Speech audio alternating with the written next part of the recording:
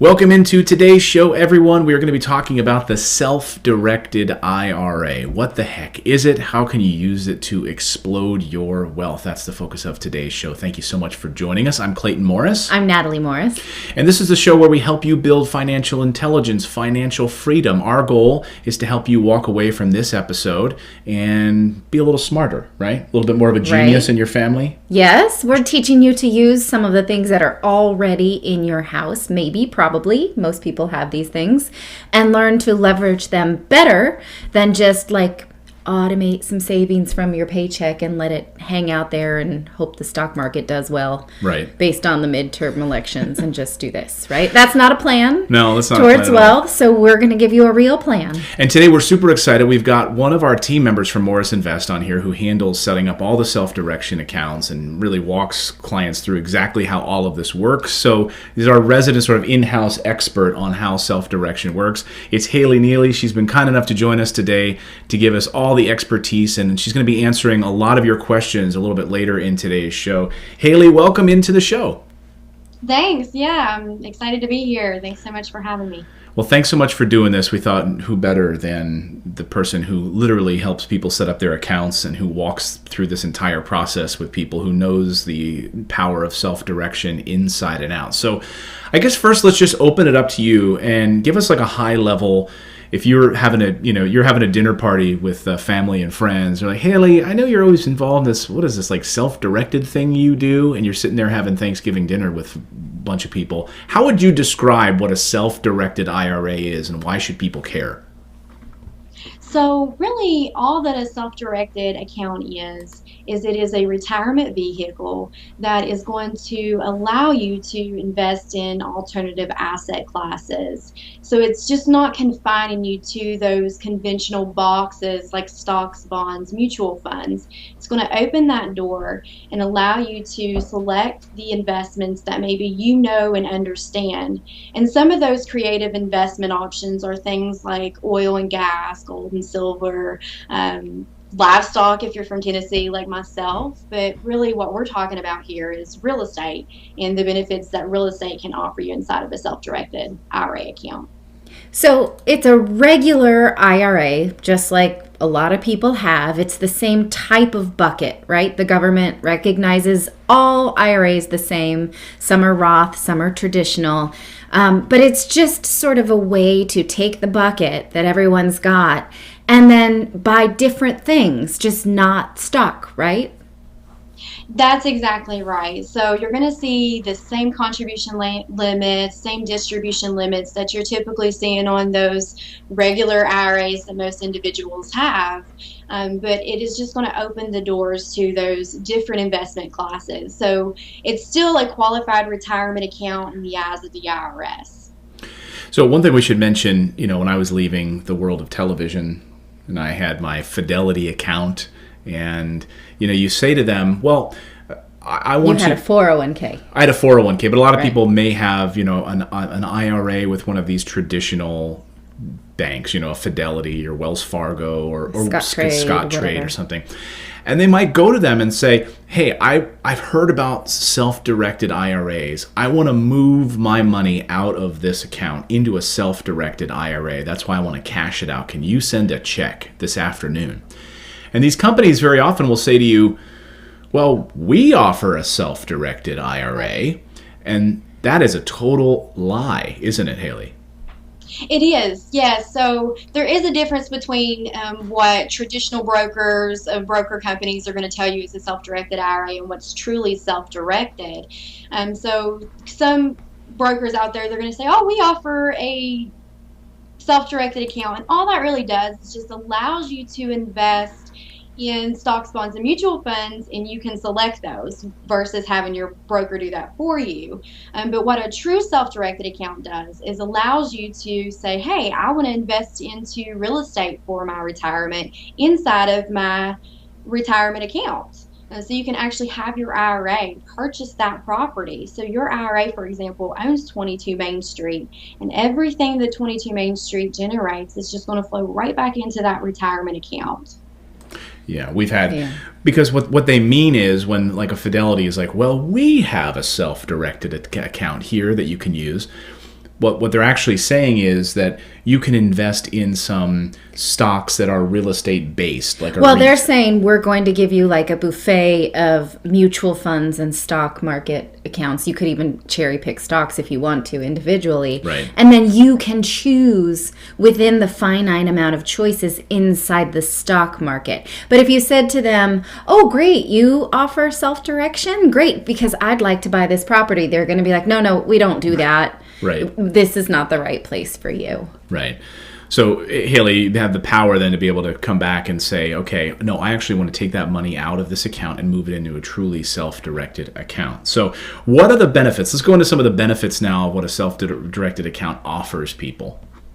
Yeah. So the big benefit, I mean, there are tons of benefits out there, and I could just talk all day long about the benefits of self-direction, of course, because I'm an advocate for it. But the big benefit, and what I've really noticed with individuals who elect to self-direct, is just the sense of empowerment that it gives them and the control that it also gives you. Because what it's essentially doing is just putting that ball back in your court and allowing you to kind of take the reins and select investments that you feel are going to get you further for retirement. And I think that's a huge point, because like, who is going to care more about your retirement account than you are?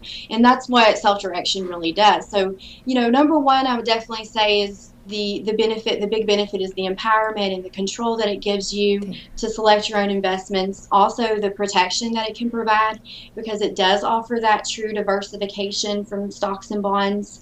So it's that idea and that concept of going back to don't put all your eggs in one basket. And so self-direction gives you that true diversification as well. But I would say the biggest thing is that it's really easy. A lot of people think that self-direction is something that's difficult, a difficult process, but it's simply not any longer. So they've really streamlined it. Right. And I find it's a great place to get started as a real estate investor or an investor in any kind of performing asset, because it's money you're not used to living on. So if you start and you buy a property with money, say, in your savings account, and you're used to having access to that, that can be a little uncomfortable. But the IRA, I know I can't touch that for another 20 plus years at least, right? So I'm comfortable trying out a new investment there because it's not a part of my daily financial life.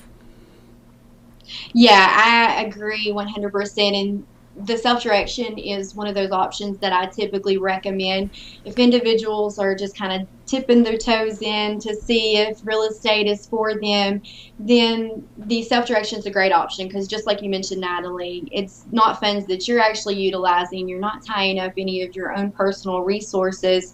It's already in that account, and why not put it to work for yourself?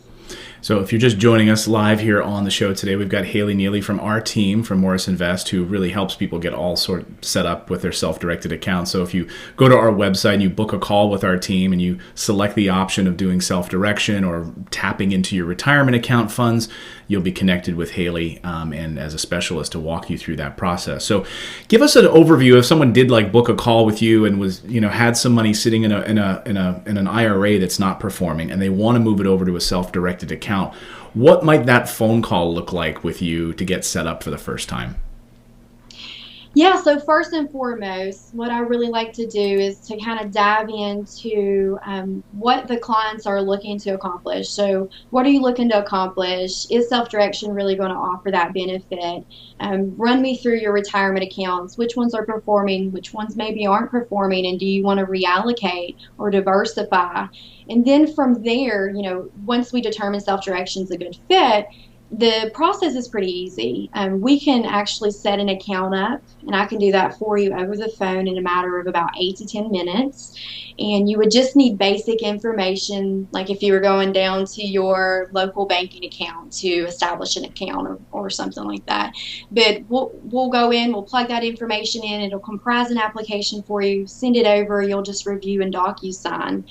From there, you're ready to kind of start that transfer or rollover process. And that's something you can do just by speaking with your financial institution. I'm always free to jump on a call to make sure that we're asking those correct questions as well, and what paperwork is needed.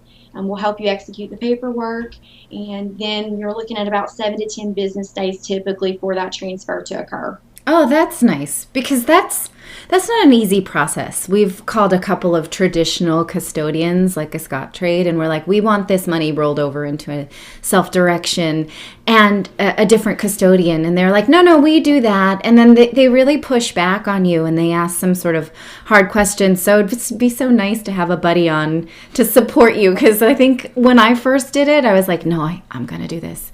Okay, I'm going to do this. And if I had someone with me to, like jump in and be like, no, they've decided this is how it's, this is, just someone to advocate. Really like give the right language. Sometimes when a bank's trying to intimidate you, you fall over your words, like I am maybe a little right now.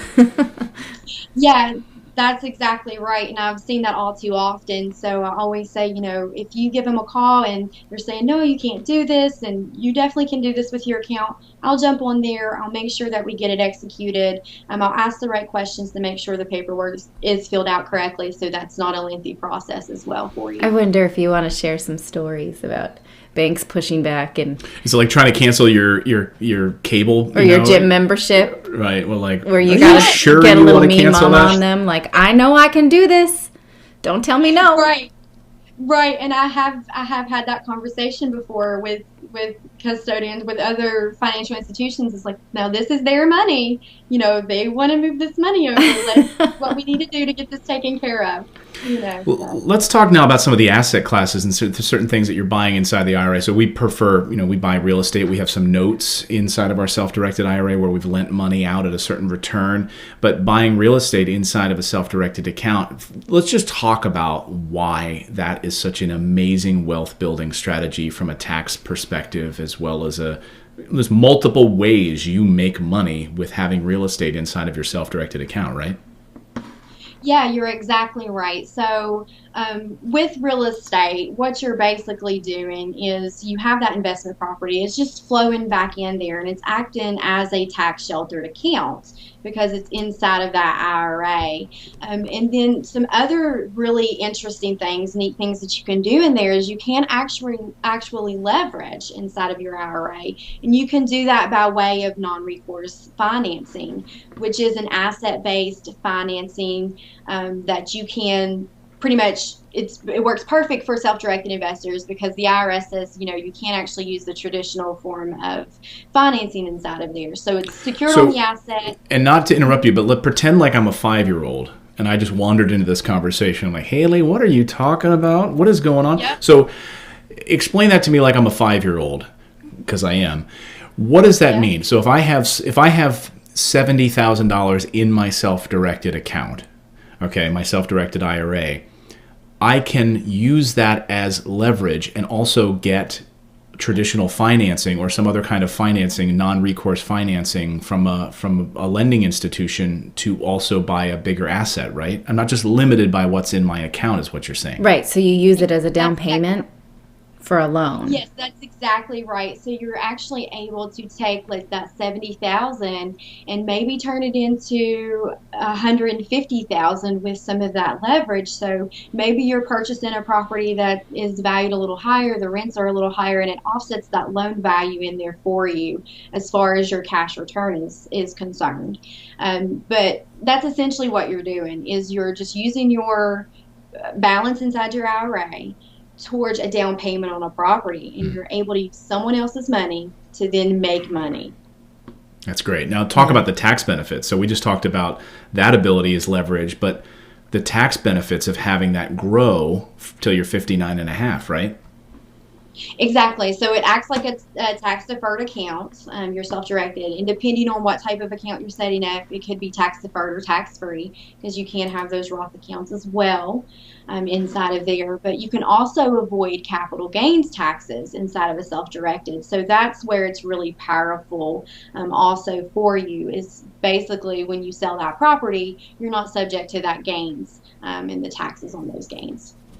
What is the length of time that you'd have to hold a property in a self-directed account? Would it matter? I mean, if I was a flipper, for instance, and I bought a property for $50,000, I flipped it for $150,000 inside of my IRA, can I do that regularly, as quickly as I want? So you could, but the one thing with flipping the properties, it's with self-direction, you're meant to have that arm's length approach in self-direction. So you actually going in, doing the work yourself, things like that. It's not something you can necessarily do. You can't manage the property yourself. You can't allow family members to live in there. So all those prohibited transactions.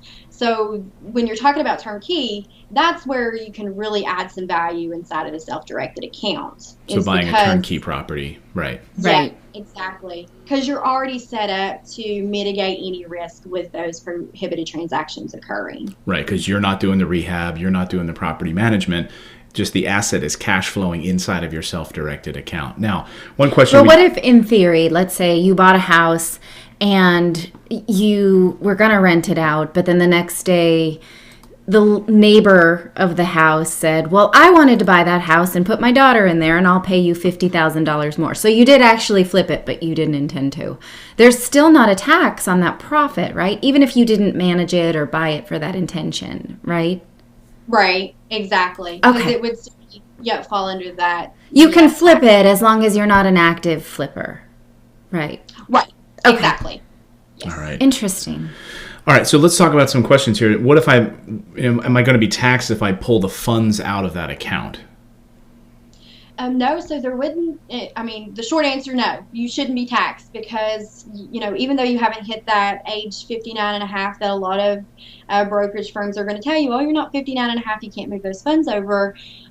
What's happening is you're simply moving it from one qualified retirement account to another qualified retirement account, and that is not a taxable event. So no need to worry about the 10% early distribution tax or being taxed at your income for pulling funds out because you're not actually pulling them out at all. Because that money never even touches your fingers. Like it goes wired from one custodian to another. It doesn't even, they don't send me a check and then I send it to the new custodian because that would just maybe be too tempting.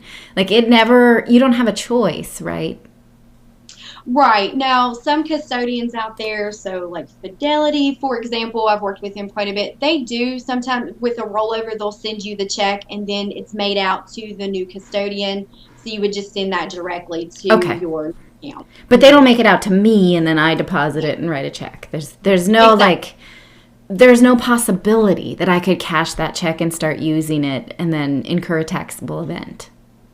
Exactly. Yeah. Yeah, basically. Right. So I want to open it up to some questions from our audience. We've got a lot of great questions, so thank you so much. We are talking about the self-directed IRA. We've got our team member Haley here, who is an expert on setting up your self-directed accounts. And you can go to our website, morrisinvest.com, and you go through. We ask 8 questions in the front, and one of them is how do you plan to purchase property. And if you click on the one that says use your retirement account or set up a self-directed account, or that's how you want to do it, and we'll work with our specialists on that. So we got a lot of great questions. Haley, you ready for some good ones here? Yeah, I'm ready. All right, here's one from Lindsay. Says, if my mom says I can get a self-directed IRA through them, is that good enough? I'm sorry, my job. I read it wrong. Oh, I was... Your mom can't be a custodian.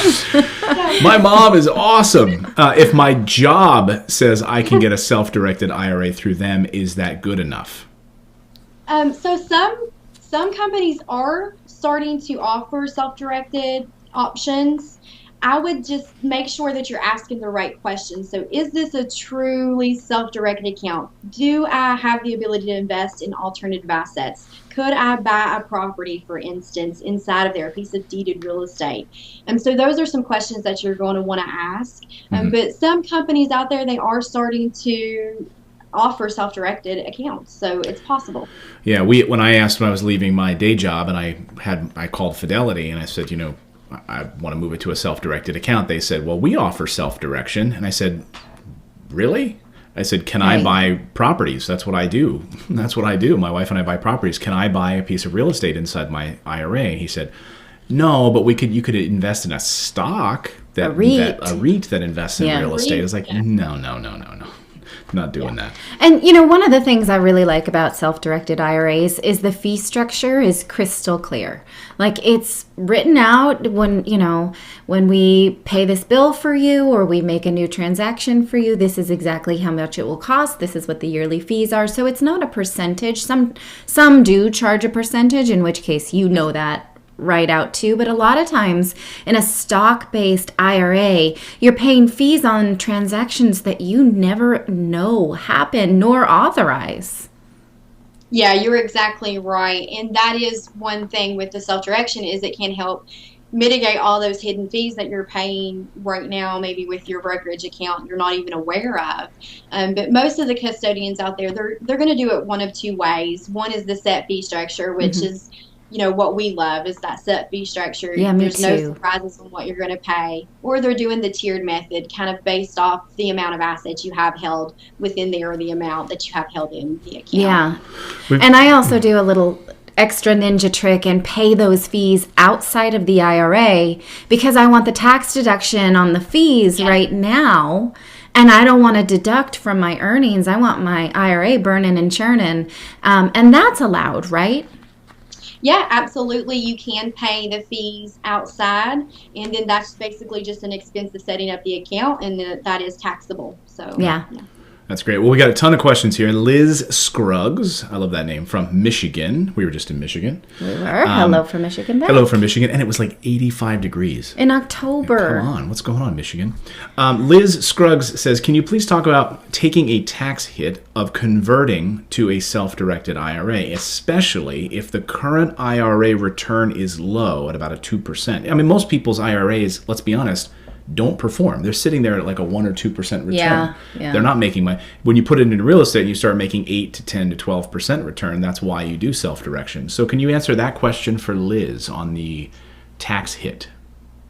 So you wouldn't really be seeing a tax hit. That's kind of the benefit with self-direction. You're not going to pay that 10% early distribution tax because it's just moving right over into that account. So in theory, you're not seeing any taxation occurring when you're simply moving those funds over.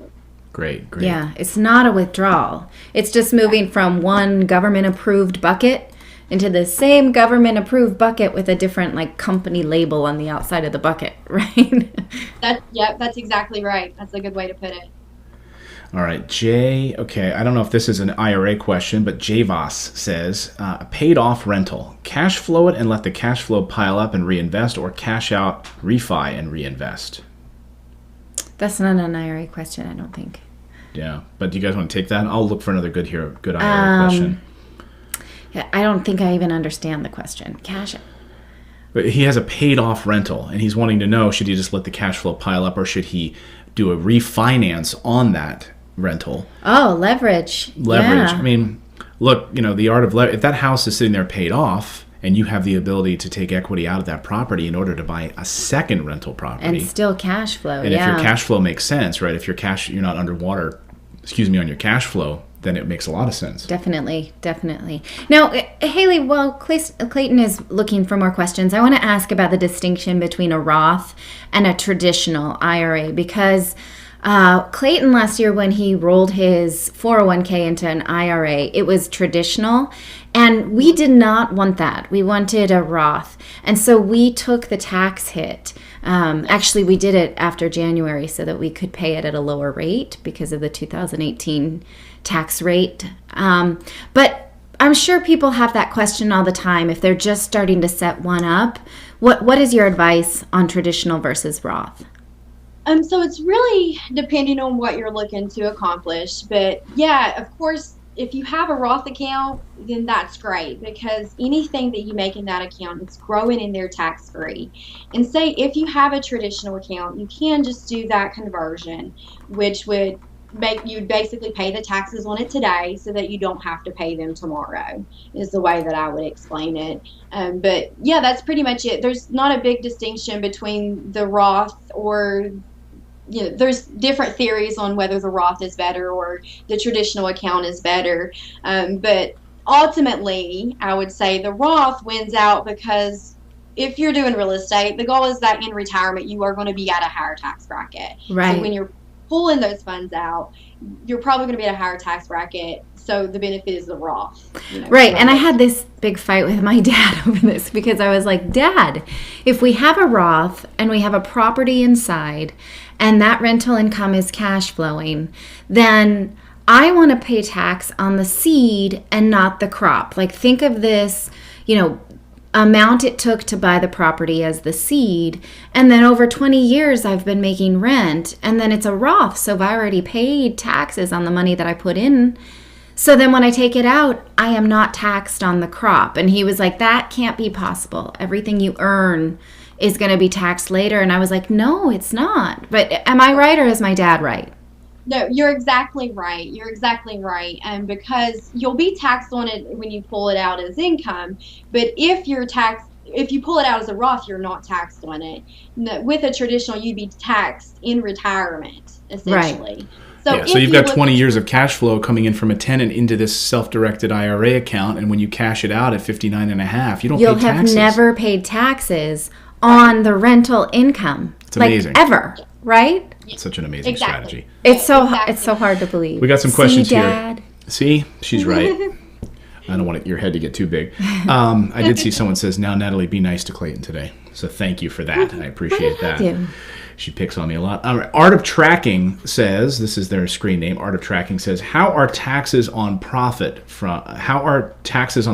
from self-direction? Which I think we just answered that, Well, right? yeah, we just answered it. I suppose it depends on the iteration of IRA, right?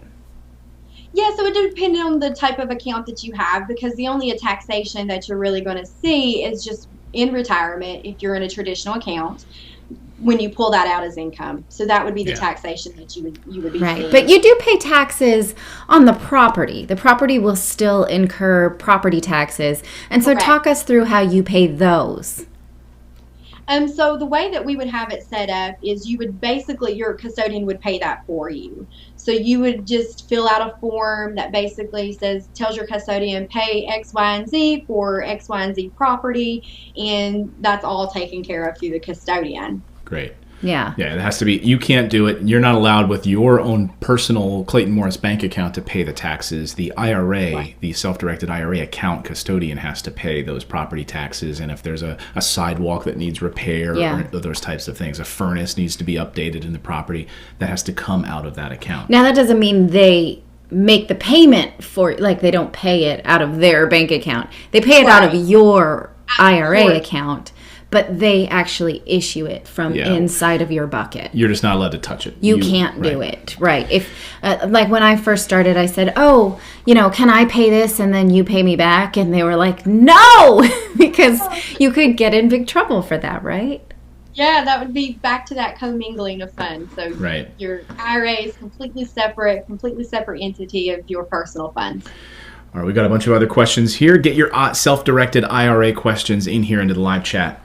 We've got a lot of people. We've got hundreds of people watching from around the world. It's great to see. Kieran is from South Africa. Nice to see you. Melissa Nevich, I hope I'm saying your last name correctly, Melissa. She says, would you use a self-directed IRA or a QRP to buy a business? So she wants to buy a business, maybe a car wash or something. I love the car wash business, like Walter White from Breaking Bad. So she wants to buy a business. She could do that inside of her self-directed IRA, right? Yeah, most definitely. You can buy a business inside of a self-directed IRA. Mm-hmm. Great. So there you go. Yeah, you can set your account up a lot of different ways as well.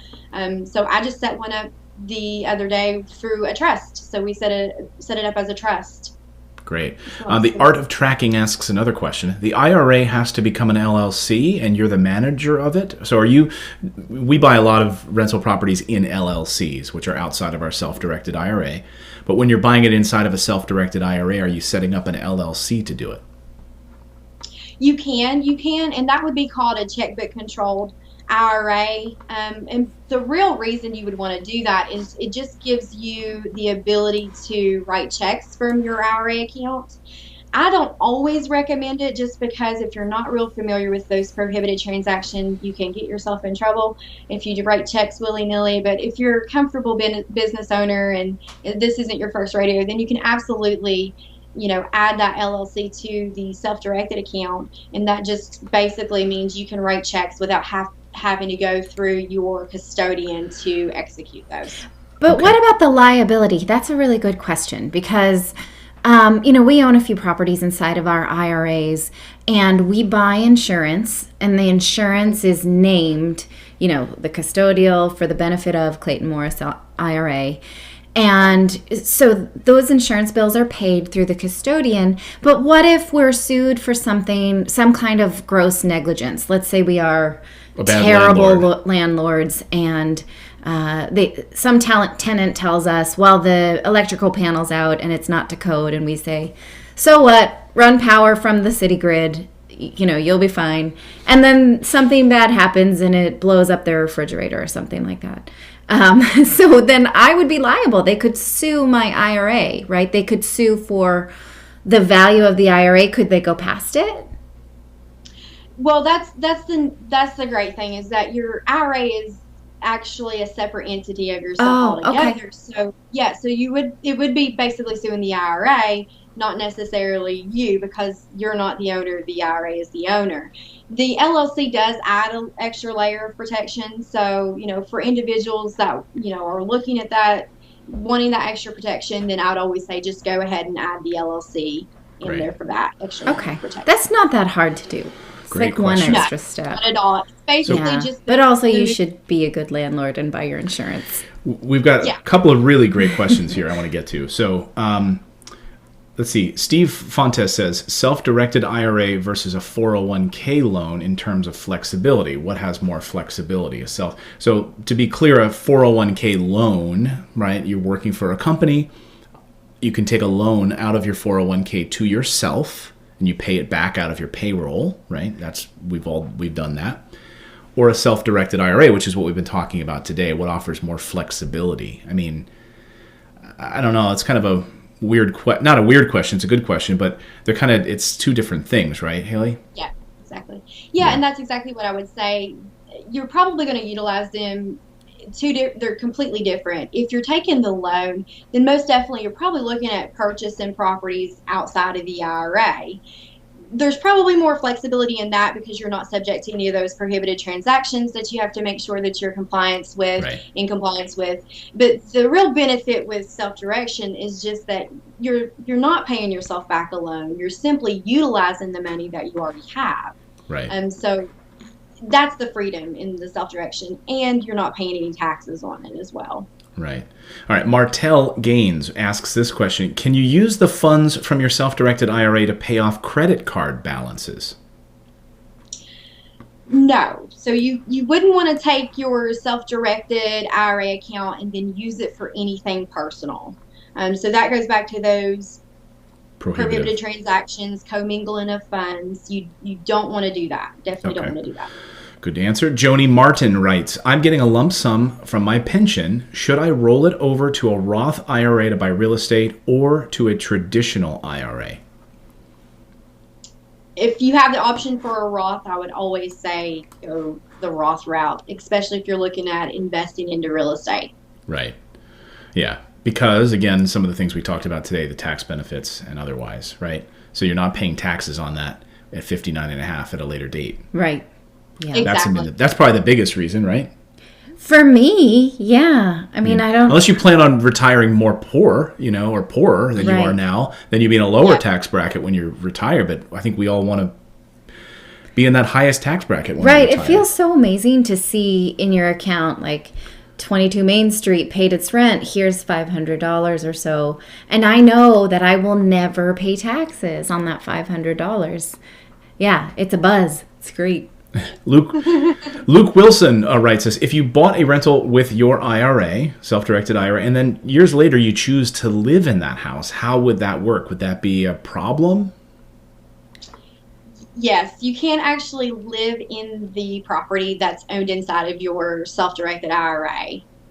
So that's not something that you would want to do for sure. Great. Yeah. Even if years later, even if you didn't intend on doing it, right? It's just one of those things that the IRS is going to slap you for. Right. Yeah. Exactly. Perfect. Let me see how many other questions. Is there anything else you wanted to ask while I'm looking up some other questions? Here's one. Edward writes this. Can you take a HELOC or a cash out refinance on a rental property that's bought with IRA money? So if you bought a property for $50,000, you put $20,000 into it, and maybe now it's worth $100,000, and you wanted to refinance that house, could you do that inside of a self-directed account? So you can refinance inside of the self-directed account, but the types of financing that you're going to be looking to utilize is going to be things like the non-recourse financing, private financing, things like that, because you can actually use an asset typical bank financing. You want to use asset-based financing in order to refinance. Is it because the banks won't do it because there's no personal guarantee inside the IRA? That's exactly right, because you're not personally guaranteeing that property. So what the lenders normally will do with the financing is they'll actually go in, do their own due diligence, and kind of determine what the property qualifies for, and then you can simply use that in order to leverage. We've got some good questions here about QRPs. So Rob Harwood wants to know, which is a qualified retirement plan, also known as a checkbook IRA. What are your opinions on going the QRP route? We had someone ask earlier, should you buy a business in the self-directed IRA? Can you, or a QRP? What's the difference? The QRP, so just the checkbook controlled account, and a regular account, a regular self-directed account. Yeah, I think that they're just saying, is it better to go, qualified retirement plan, also known as a checkbook IRA, is one better than the other? I wouldn't say that one's necessarily better than the other. It just depends on what you're looking to do, really, with your what you're looking to do, what you're looking to accomplish, on which one's going to work best for you. But the checkbook controlled, it's just giving you the ability to write checks from that account and to kind of oversee it and manage it more so than having to go directly to the custodian to execute any transactions. A lot of times, this is a great question because someone's asking what kind of things you can buy inside of the IRA. Scroll down a little. I want to read that question. Okay. I think they're saying, credit card bill? The credit card. No. Does the appraisal get paid from the appraisal? IRA? Yeah. So let's say you wanted to buy a property and you got it appraised. Could you pay for that as a fee outside? This was something, actually, we were thinking of selling one of our IRA properties, and we ordered an appraisal just to see what it'd be worth to sell it. And I was like, you better send me that bill so I could send to the custodian, because I don't think I could pay that outside of it, right? I didn't want to get in trouble. I would keep everything inside of the IRA is what I always suggest. Like, when in doubt, just go ahead and have it pay through your IRA. Yeah. But there are things that you can pay outside of the IRA. I've seen that before, and it's not a big trigger or anything like that, but I would always pay it inside. Because that one's so tricky, the appraisal, because it's my research to figure out what I want to do with that asset. But it is relating to that asset. It's not all that often that I have to pay bills for that asset because the property manager keeps an escrow account for most types of things. So if it needs a light bulb or, some plumbing work, they take it out of future rent. So I don't have to go authorizing purchases of light bulbs through my IRA. Most of the time I'm just paying the taxes and the insurance and then receiving money from my property manager. But that one actually made me scratch my head. I thought that was such a good question. Thank you for asking it, because I wasn't sure myself. Yeah, and we have another question here from Rhino31. Can I loan my business the capital needed to buy a foreclosure or a flip? Can I loan my business the capital? So could he take his Rhino self-directed IRA and loan it to his Rhino LLC, which does flips? Can he do that? Yes, so you can actually loan through your business and everything. So you can loan those funds. To a business you own? To his own business, or is that a prohibitive?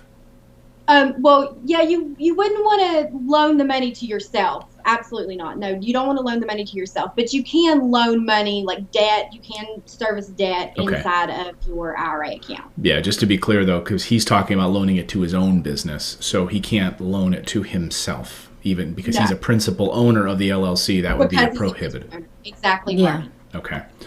Great. We got a ton of great questions. And I love all of your interaction here. Let me see one or two more and we'll wrap it up here. Sean Sunderland wants to say, can you explain better if a self-directed IRA can be a self-directed Roth IRA?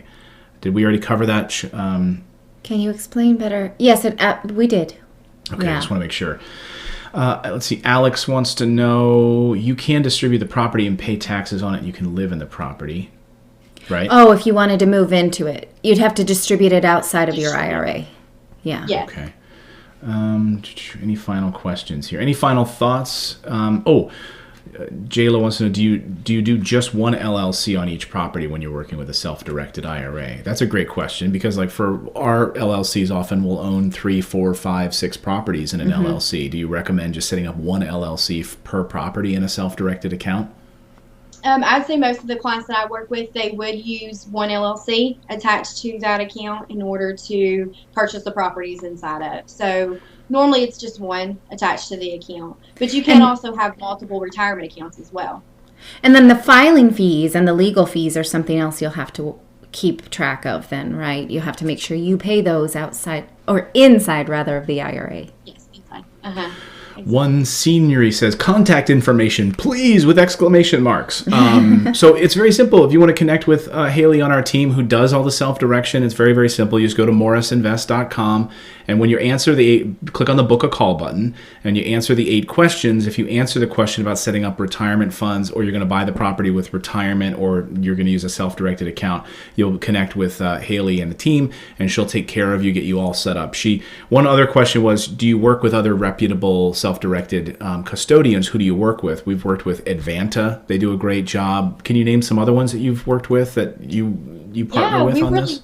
Yeah, we work with all of them. So any custodian that you're comfortable with, we're going to help you through that process. So some big name ones, Advanta, of course.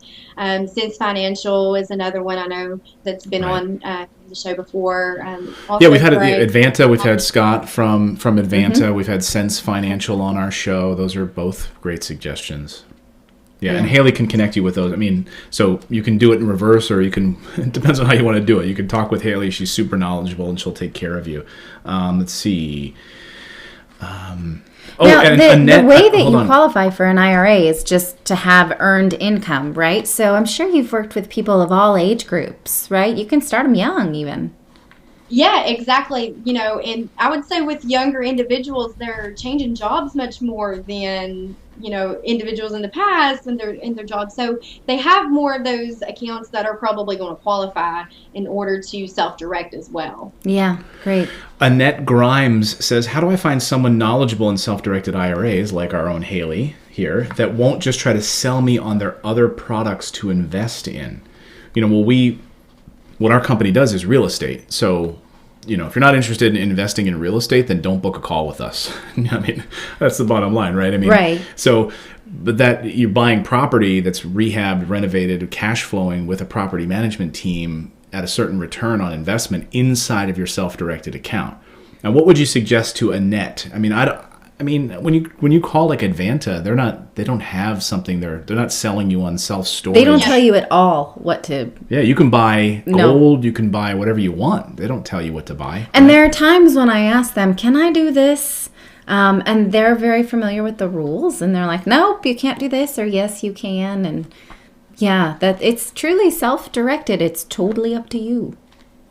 Yeah, I agree 100%. Most custodians that I've worked with, they do not offer advice in the way of investments. They don't sell anything in the way of investments. So that's the beauty of self-direction. It's all on you to, if you want to go set the account up, you can do that very easily. But it's all on you to make that choice and that decision. And then you tell them what you want to invest in. So Annette is asking, she says, no, sorry, she meant stocks. And so Annette, what I would recommend, I think you must have come in late to today's show, go back and rewatch the replay. You can watch this to your heart's content. Please go and share this with family members. You can watch the replay once we get it cleaned up and published, so you can go on our channel and subscribe. It'll be there.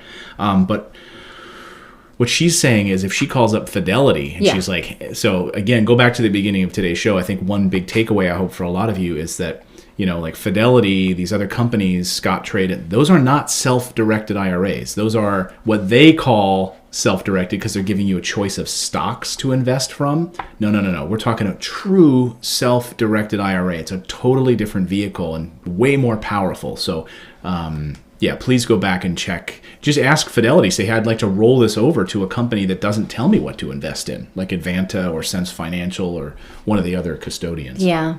And, another example of true freedom is that Clayton, for instance, he purchased this off-market property for $10,000 in Reading, Pennsylvania, a couple years ago.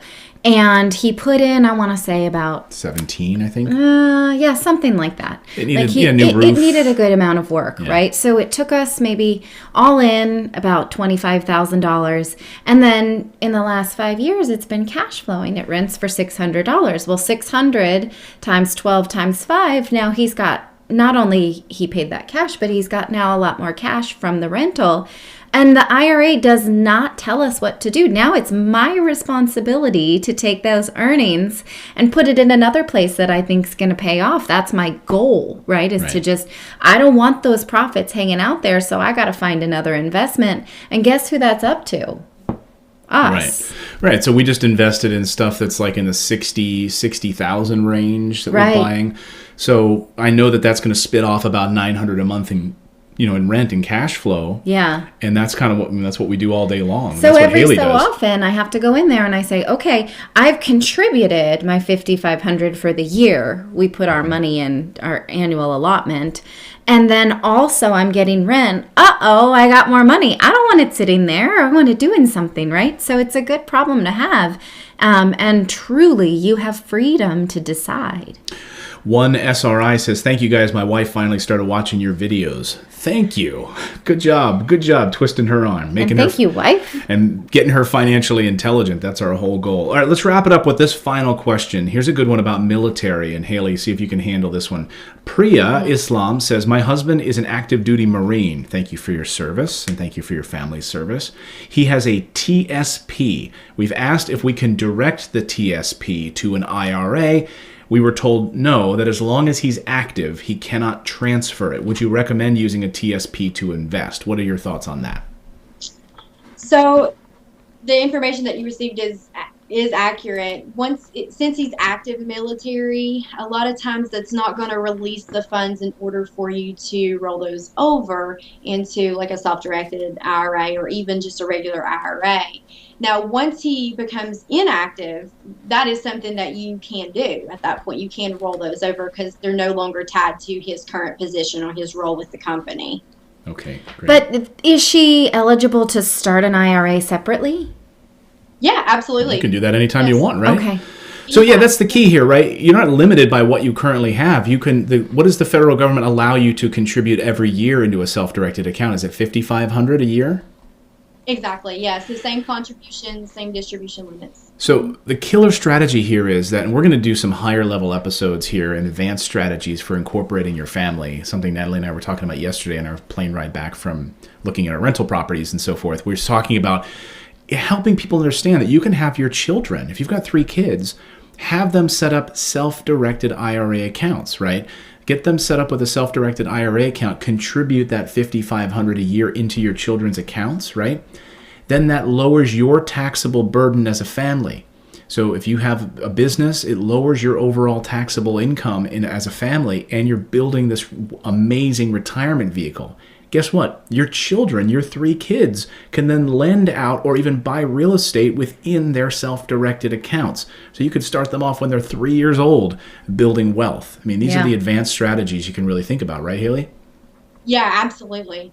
Yeah, so they could basically just service a loan for someone else to purchase a property. Our 6 and our 8-year-old both are lenders. Yeah, they're lenders. They both have 2 notes each in their IRAs. Yep, mom and dad money. Yeah, exactly. And they're reducing our overall burden income. And these are the tax strategies we talk about with the great Tom Wheelwright and so forth. So Haley, again, I want to let people know they can get in contact with you. Very, very simple. Just go to our website. It's right there on the chat thread, morrisinvest.com. And if you're going to book a call with our team in order to start investing in real estate, great. Haley's, incredibly knowledgeable about this process. So you go through the 8 questions. We just need your name, your phone number, your email address, and it'll ask you what your goals are for investing. And when you get to the, I think, number 8, it asks the question on what do you plan on buying, or how do you plan on buying it, either using your retirement funds. If you click on that, then you'll be connected with Haley and the team to be able to help you in that regard. So any parting words of wisdom, Haley, on this strategy? Yeah, I would say it's no time like today to really look into self-direction and see if it's an option to help maybe accelerate your opportunity to reach your financial freedom number faster. Wonderful. And our thanks to all of you for watching today's episode. Please subscribe if you're not already a subscriber. We publish videos and shows regularly. And of course, we're live. We try to be, unless we're traveling or something, every Wednesday at 11 a.m. Eastern time. So you can subscribe. We try to do these shows to help you build financial intelligence. Any final thoughts? No, I don't have any final thoughts. That's a great thought right there. We'll see you next time, everyone. And now go out there, take action, become a real estate investor. We believe it's the #1 way to build wealth. Get back to work, everyone. We'll see you next time.